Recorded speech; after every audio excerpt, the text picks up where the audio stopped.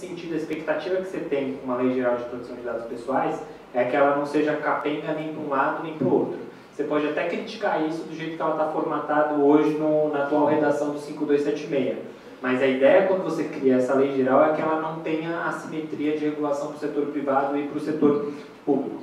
Só que o grande dilema, quando a gente vai lidar com a proteção de dados pessoais para o setor público, é justamente que você tem mais assimetria de poder com relação a ele. Por exemplo, para você ter acesso a um benefício social, vamos falar aqui do Bolsa Família, a pessoa não escolhe, não tem nenhum poder de barganha para dizer, não quero dar esse dado e eu não vou ter acesso àquele determinado tipo de benefício, por exemplo.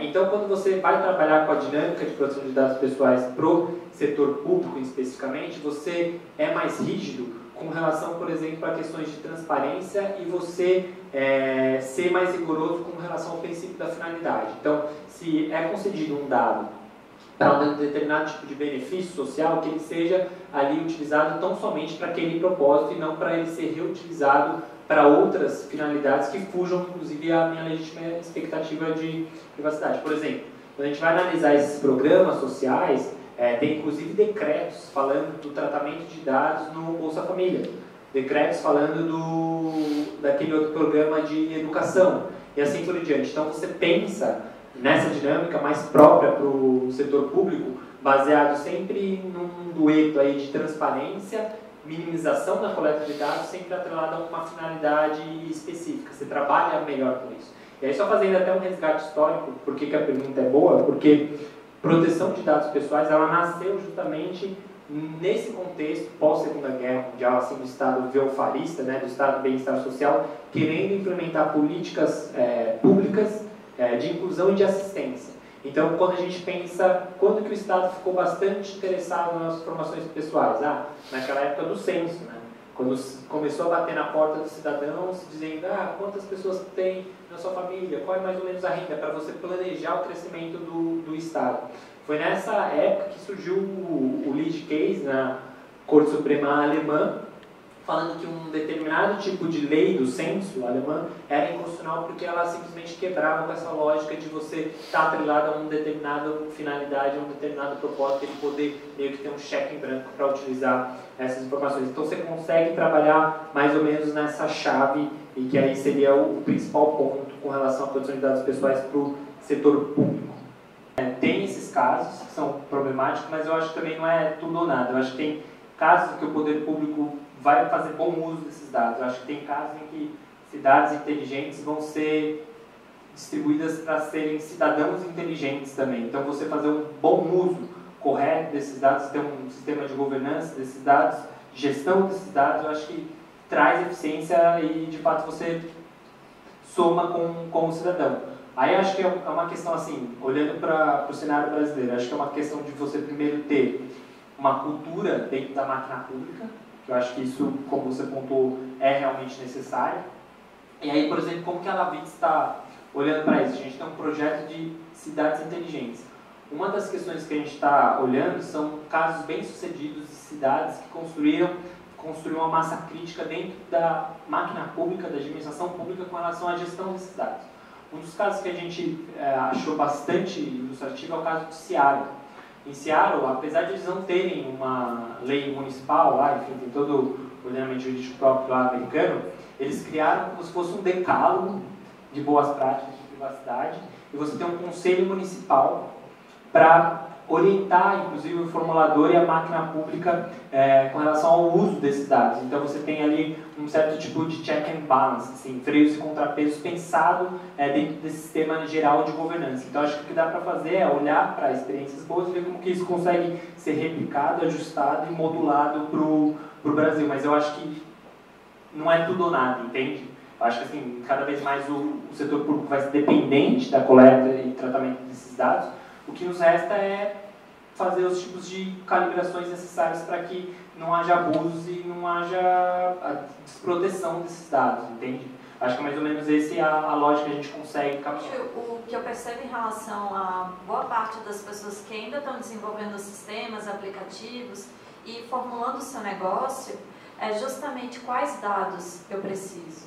Qual tipo de tratamento eu quero dar para eles? Qual é a finalidade desses dados? Então, de início, eu acho importante justamente tratar essas questões para que você não colete dados em excesso dos usuários, para que você não viole a privacidade deles. Então, é muito importante, ao mesmo tempo, ter um termos de uso, uma política de privacidade que faça sentido com a postura que você está tendo no mercado, que seja acessível para as pessoas, que esteja de uma forma transparente, que não simplesmente diga nós utilizamos seus dados de navegação para melhorar os nossos serviços, mas que de fato demonstre a finalidade para a coleta daqueles dados, que demonstre quais são os dados coletados, o que pode ser feito em relação a eles. Então, esse tipo de conscientização, acredito que vai se tornar cada vez melhor e maior a partir do momento que a gente tiver uma lei geral sobre isso. Porque a partir daí esse debate, que se torna apenas um cenário acadêmico, um cenário de debates jurídicos, se torna mais acessível para todas as pessoas que estão desenvolvendo tecnologias hoje. Lá em Boston, há um tempo atrás, a prefeitura instituiu um sistema que se chama Street Bump. Eu não sei se vocês conhecem, mas era um sistema que foi estabelecido pela prefeitura para justamente melhorar as vias, num sentido de recapeamento. Seria como se fosse um Waze, e lá você adicionaria onde precisa ser recapeado, onde a calçada não está funcionando, onde que tem problemas naquela via de mobilidade urbana. Só que se você parar para pensar, quem tem smartphone?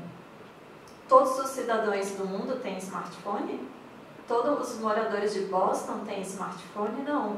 Então, as vias que eram melhoradas eram as vias das pessoas que moravam em regiões que elas tinham poder aquisitivo para ter um smartphone, ter consciência de que existia um aplicativo da prefeitura para poder melhorar esse sistema.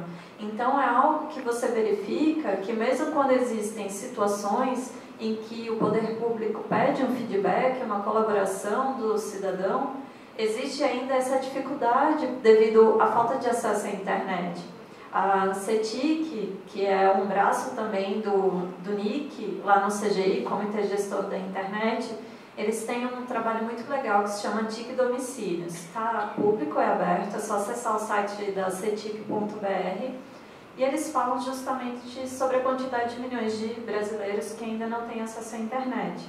Então, respondendo, eu acho importante, sim, ter um feedback, o poder público demonstrar interesse em saber o que as pessoas pensam a respeito de um serviço que está sendo oferecido.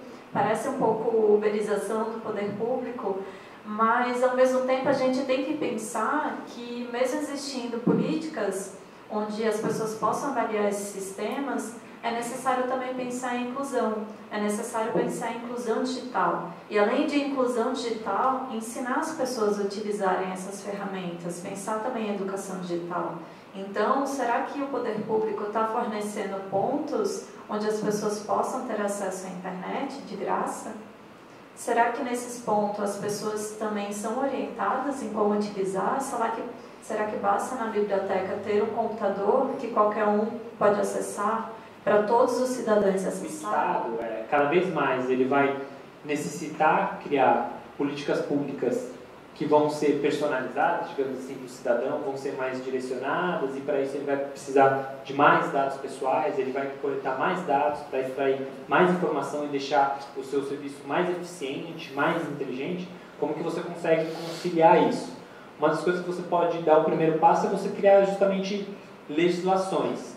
Mas um passo que é crítico, e é um debate que eu acho que vai dialogar muito com o direito administrativo, é como que os princípios da administração pública vão lidar com esse cenário. Por exemplo, a gente tem o princípio da legalidade, o princípio da moralidade, publicidade, probidade.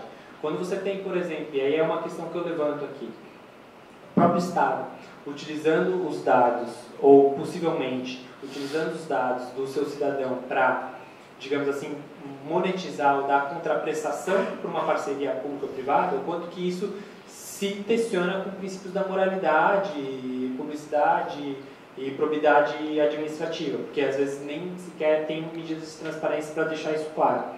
Eu acho que o ponto, nesse caso específico do Wi-Fi, se é legal e se é questionável essa opção, ou seja, de você ter parcerias públicas e privadas em que a moeda de troca seria os próprios dados pessoais dos cidadãos, no caso dos paulistanos.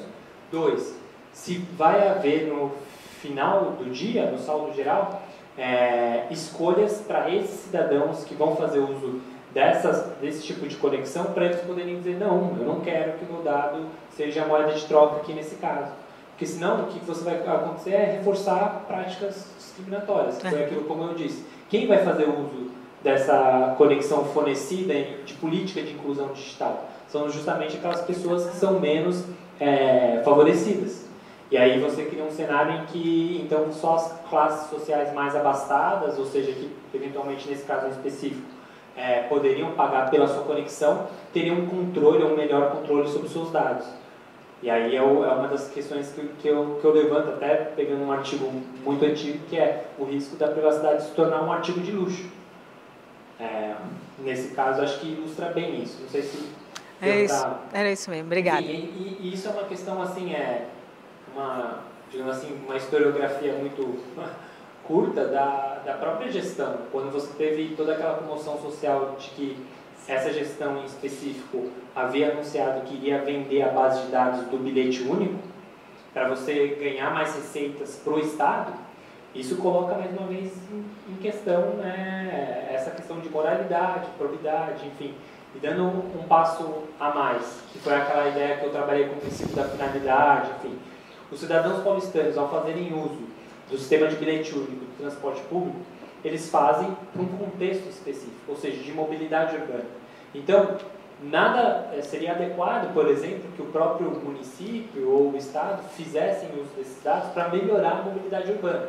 Mas, nesse caso, seria uma finalidade completamente distinta, passar para terceiros e eles, eventualmente, direcionar a publicidade ou algo do tipo. Ou seja, foge daquele contexto, foge daquela legítima expectativa que você tem. E aí você consegue, enfim, trabalhar e pensar de maneira mais crítica essas questões.